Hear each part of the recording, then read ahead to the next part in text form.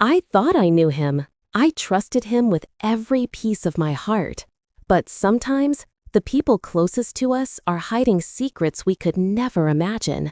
And I was about to discover one that would change everything.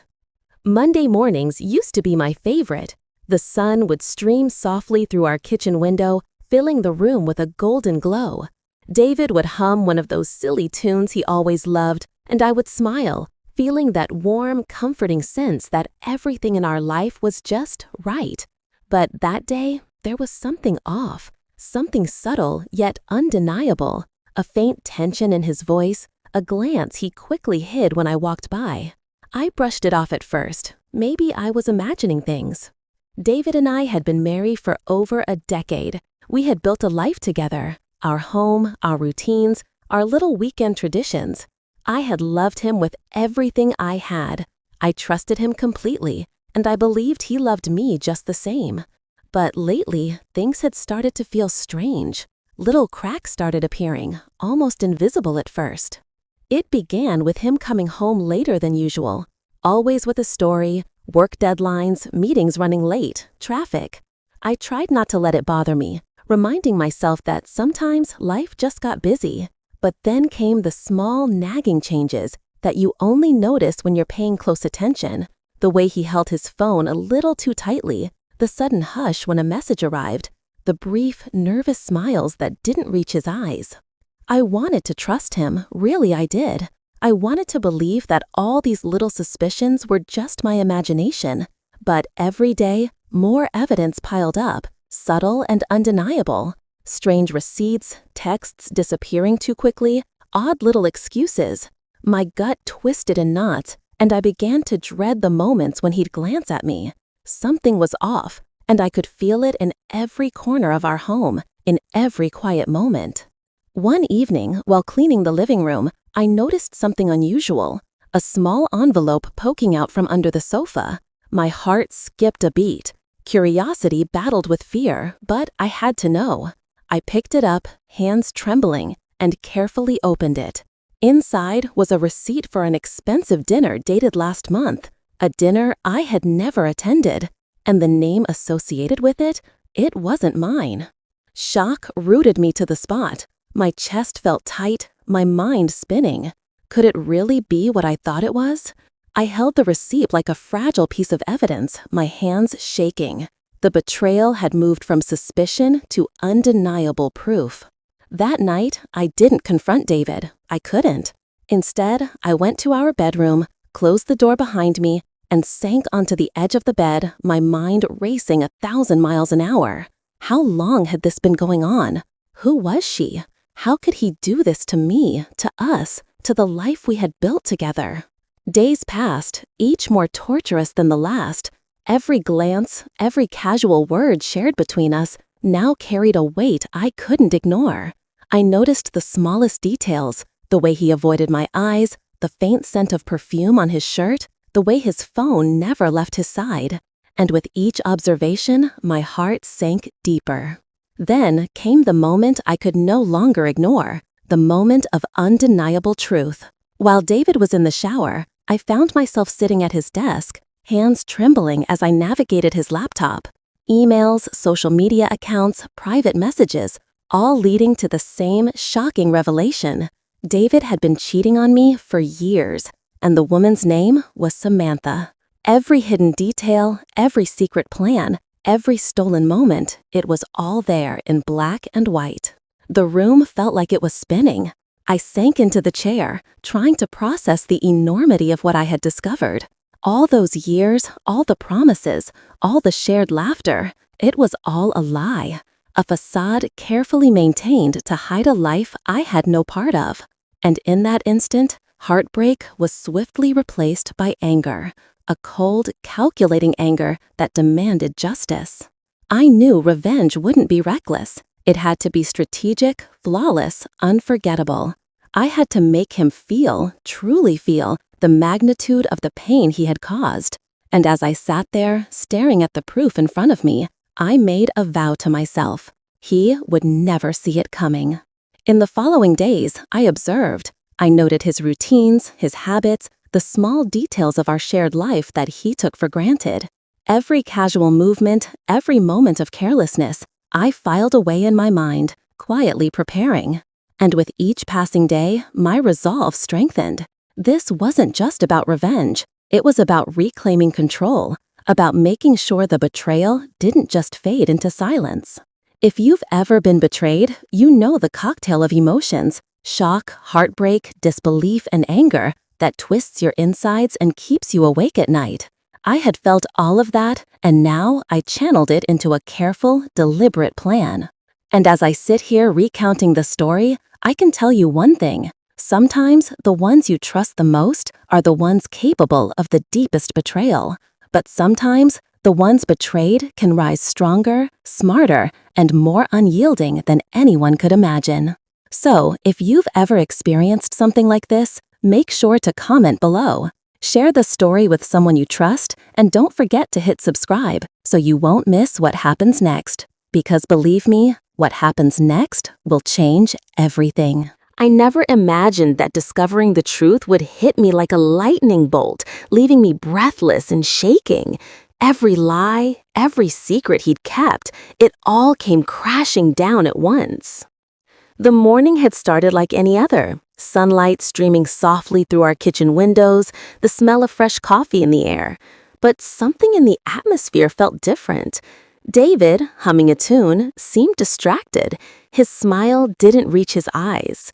I tried to brush it off, telling myself it was just a bad mood, but a gnawing unease had settled deep in my chest. For years, I had trusted him completely. David and I had built a life together, layer by layer, our home, our routines, our traditions. I loved him with every fiber of my being, and I had always believed he loved me the same. But lately, small cracks had begun to appear. It started subtly. Missed calls, unexplained absences, a sudden obsession with his phone. Every time I asked about his day, he would fidget, muttering vague excuses about work. At first, I told myself I was imagining things, but the little incidents kept stacking up, forming a mountain of suspicion I couldn't ignore. One evening, while tidying the living room, I noticed a small envelope tucked beneath the sofa. My pulse quickened. Curiosity overpowered hesitation, and I picked it up. Inside was a receipt for an extravagant dinner, dated weeks ago, a dinner I hadn't attended. And the name? It wasn't mine. My hands shook as I held it, my stomach twisted. Could this really be happening? The betrayal I had only suspected was now undeniable. I sat on the edge of the sofa, trying to steady my breathing, every nerve in my body on high alert. That night, I couldn't sleep. Thoughts raced endlessly. How long had this been going on? Who was she? And how could he do this to me, the person who had trusted him fully? Tears threatened, but I pushed them back. Anger began to grow, sharp and deliberate. I realized that this wasn't just heartbreak, it was a moment demanding action. Days passed, each more torturous than the last. Every glance at him felt loaded with unspoken tension. Every casual laugh, every shared joke now seemed like a cruel performance. I noticed subtle signs, the faint scent of another woman's perfume, his nervous glances at his phone, the way he avoided eye contact during conversations. Every piece of evidence built the narrative that I had dreaded but secretly expected. Then came the moment I could no longer resist, the undeniable confirmation. While David was out briefly, I sat at his desk, heart hammering, and delved into his private messages and emails. Samantha's name appeared again and again. Dates, secret meetings, whispered promises, romantic dinners. Each new revelation was a dagger to my chest, but it also lit a fire inside me. I paced the room, trying to compose myself. I had to act rationally. This wasn't just confronting him in the heat of the moment. It was about planning, observing, and strategizing. Every detail mattered. Every hidden plan, every casual lie he told over the years became crucial information for the revenge I was beginning to visualize. The weeks that followed were a careful dance. I pretended normalcy, smiled when he entered the room, laughed at his jokes, and maintained an outward calm while internally cataloging every habit, every routine, every predictable pattern. I wasn't just observing, I was learning how to turn his life into a stage for the perfect revelation. There were moments when doubt crept in. Could I really do this? Was I capable of orchestrating a plan that would make him feel the full weight of his betrayal? But then I remembered every tear I had fought back, every sleepless night spent imagining the lies he told. That anger became a fuel, a clarity that cut through fear and hesitation. I began to piece together my approach. The timing, the location, the smallest gestures, everything had to be precise. Revenge isn't about chaos, it's about control. It's about letting the person understand fully the magnitude of what they've done. And I intended to make sure David felt every ounce of it. And yet, amidst all this planning, a part of me was still human. I wrestled with guilt, doubt, and fear, questioning if I was losing myself in anger. But the truth was undeniable. He had taken years of trust and love and treated them as disposable, and now it was time for the scales to tip. If you've ever been betrayed, you know the intense cocktail of emotions that twists your heart and mind. Comment below if you've experienced anything similar. Share this story with someone who needs to hear it. And don't forget to subscribe, because what happens next is where the shock truly begins. The plan had to be perfect. Revenge isn't wild chaos, it's a slow, cold math. You make it sting in a way they can never forget, and you never stoop to the same ugliness they used on you. I told myself that over and over as I sat at my kitchen table with a notebook and a coffee gone cold. I had cataloged everything: dates, dinners, locations, little lies, every tiny thing that made up the months and years of betrayal. I wasn't doing this to be cruel. I was doing this to reclaim myself, to turn the silence he'd wrapped around his life into a spotlight so bright he couldn't hide. First, I needed leverage. Money, status, pride, those were his languages. David's job mattered to him. He'd worked his way up at a marketing firm and prided himself on being responsible and respectable. So I started there. Quietly, I contacted someone at the firm, not to be vicious, but to let the truth find a path that would be impossible to paper over. I compiled a digital dossier: screenshots, receipts, messages, photos, time-stamped, clean, undeniable. I made sure everything was organized and factual. There would be no room for him to accuse me of drama. Next, I created a scene he couldn't walk out of. We were invited to a close friend's charity gala, a night of speeches, cameras, and people who loved David for his professional face. He would show up in a tailored suit, expecting applause, and he would get something else entirely. I told him I wanted to celebrate with friends that night, that I had arranged for a sitter. He didn't suspect a thing. His arrogance was, in many ways, my ally. That evening, I dressed carefully, not to punish him, but to show I hadn't been broken. Green, the color I always felt strongest in, hugged me like armor. I wore my hair the way he liked it, smiled at neighbors, laughed when people complimented us, and felt a cold peace under the surface. He was charming, as always, smooth and confident, whining and dining, shaking hands, answering questions like a man who believed his life was still intact. I sat beside him, silent, a soft smile on my lips, watching him move through the room. Every time the camera flashed, my pulse jumped. This was the stage I had chosen. Halfway through the night, the host called for attention. They asked for a short speech celebrating David's recent promotion. He stood up, pride visible, and walked to the microphone. People clapped. I felt the heat of the lights, the hush of the room. Perfect. I caught his eye once as he took the mic, and he smiled, unaware. The first few sentences were routine thanks and gratitude. Then, with a calm I had rehearsed in my head 1,000 times, I stood. I didn't storm the stage, I didn't throw accusations. I walked up to the front like a woman who belonged, took the second microphone, and said, "Before we continue, there's something I think people here should know." There was a ripple, confused murmurs, a few coughs, cameras turned. David's smile faltered. I looked at him, and I said exactly what I had written down months ago in a voice that was steady and cold. I read the facts: dates, receipts, messages, short, precise, devastating in their normalcy. I didn't dramatize. I let the documents speak. People listened. Faces shifted. Some were stunned. Others, the ones who knew him in business, looked betrayed but not surprised. The impact was immediate. A board member I had quietly contacted earlier stood up and asked to see the evidence. I handed over a tablet with the organized dossier. When the board member scrolled through messages showing David's plans outside of work, late-night reservations, secret flights booked under other names, his expression changed. That man, who respected reputation above all, excused himself and asked to speak with HR. Within the hour, whispers turned into action. David tried to play it off at first: confusion, denial, excuses, until a lawyer arrived and asked him to step outside. He came back with his face gone pale, the lines around his mouth sharp and exposed. People who had toasted him minutes before now averted their eyes.